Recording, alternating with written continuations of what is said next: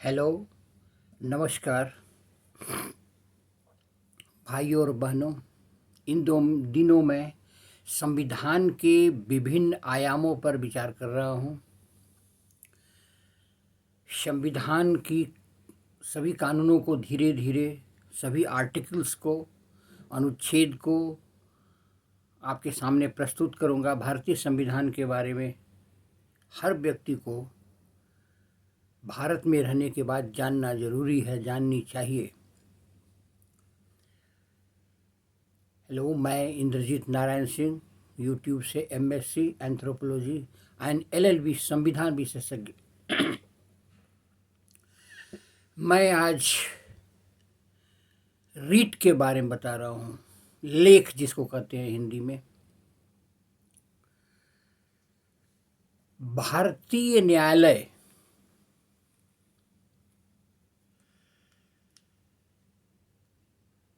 आप देखते हैं कि विभिन्न प्रकार की गलतियां लेकर चलते हैं, करते हैं।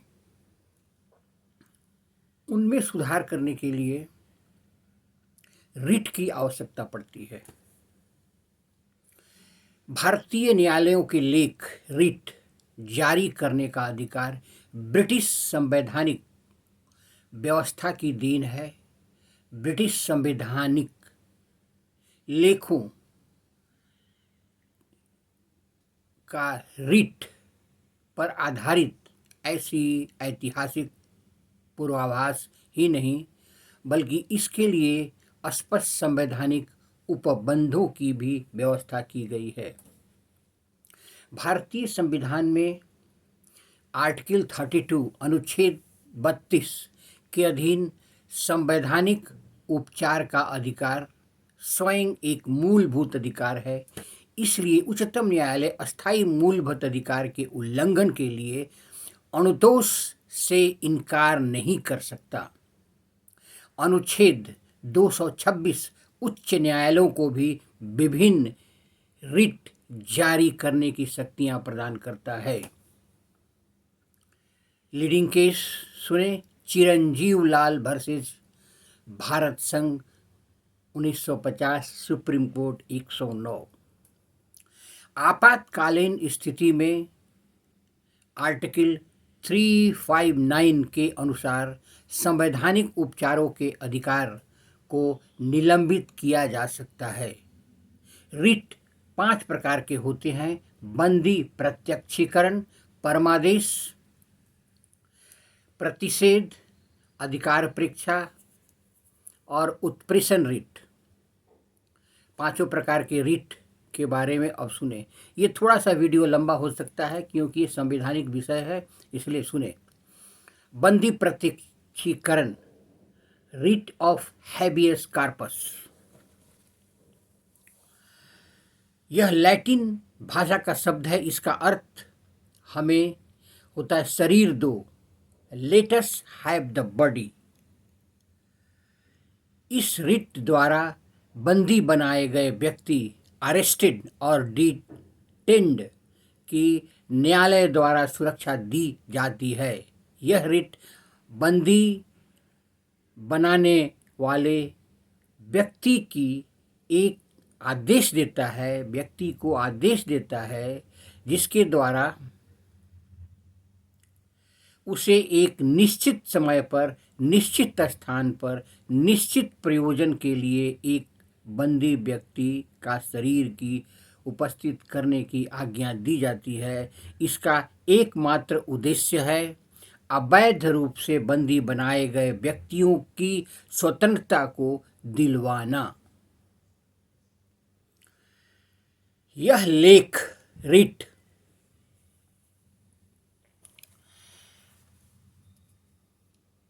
सरकारी अधिकार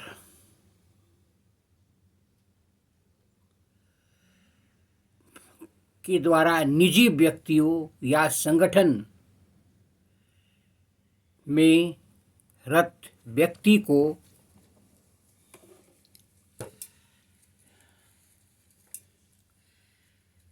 उसके विरोध में जारी किया जा सकता है। भारत में इस रिट को जारी करने का अधिकार केवल उच्च न्यायालय या उच्चतम न्यायालय को है।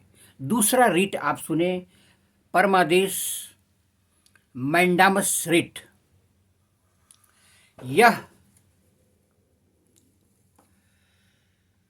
लैटिन भाषा का शब्द है। इसका अर्थ है आज्ञा देता है, वी कमांड। इस लेख द्वारा किसी व्यक्ति या संस्था को अपना कर्तव्य पालन करने की आज्ञा दी जाती है।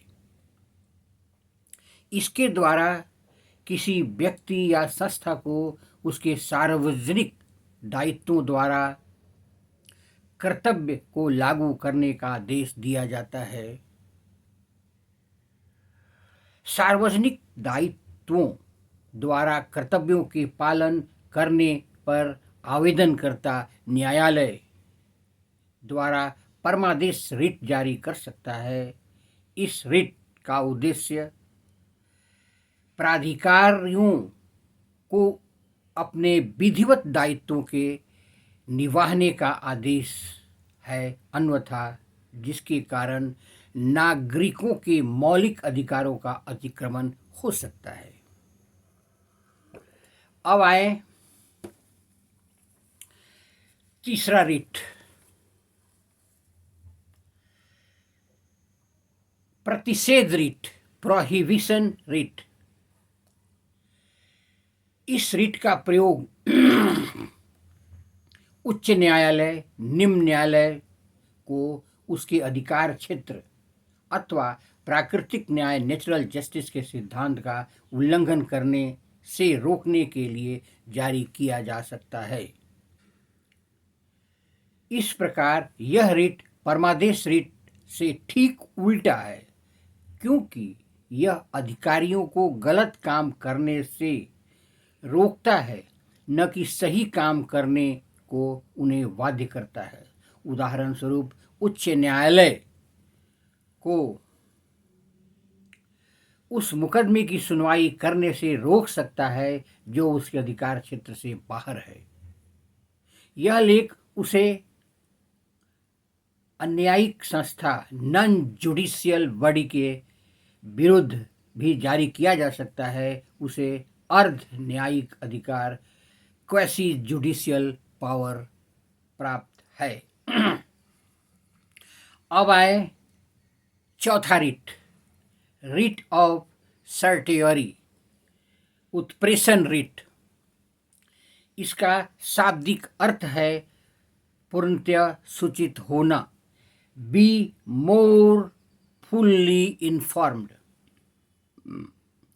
इस लेख द्वारा किसी निम्न न्यायालय या अर्ध न्यायिक प्राधिकारी को उसके समक्ष विचार विमर्श पड़े किसी मुकदमे को ऊपर के न्यायालय में भेज देने का आदेश दिया जाता है।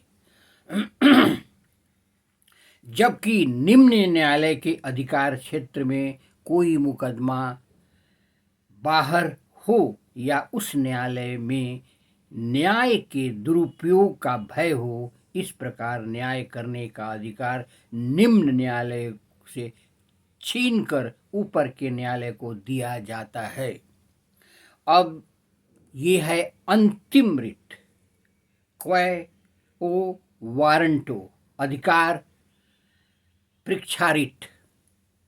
इसका शाब्दिक अर्थ है किस अधिकार से, बाय व्हाट अथॉरिटी।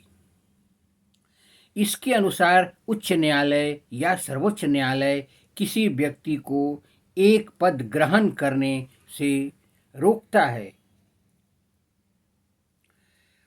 निषेध जारी करने का आदेश दे सकता है और उक्त पद के रिक्त होने की तब तक के लिए न्यायालय घोषणा कर सकता है जबकि न्यायालय द्वारा कोई निर्णय न हो जाए। यह लेख केवल विधि द्वारा संस्थापित किए गए सार्वजनिक महत्व के पदों के विरुद्ध प्रस्तुत किया जा सकता है। रिट जारी करने की शक्ति उच्चतम न्यायालय तथा उच्च न्यायालय में निहित है। इसका उद्देश्य इन व्यक्तियों के लिए त्वरित न्याय तथा त्वरित राहत सुनिश्चित कराना है। यदि त्वरित उपलब्ध न हो तो अपूरणीय क्षति हो सकती है। लॉ ऑफ रिट के बारे में अभी आपने जाना। इसे लाइक करें, सब्सक्राइब करें और बेल आइकन दबाएं ताकि संविधान के अन्य पहलुओं पर विचार करते हुए मैं आपको भारतीय नागरिकता, समानता के सिद्धांत आदि पर अन्य वीडियो दे सकूं। धन्यवाद। सब्सक्राइब जरूर करें, मेरा रिक्वेस्ट है।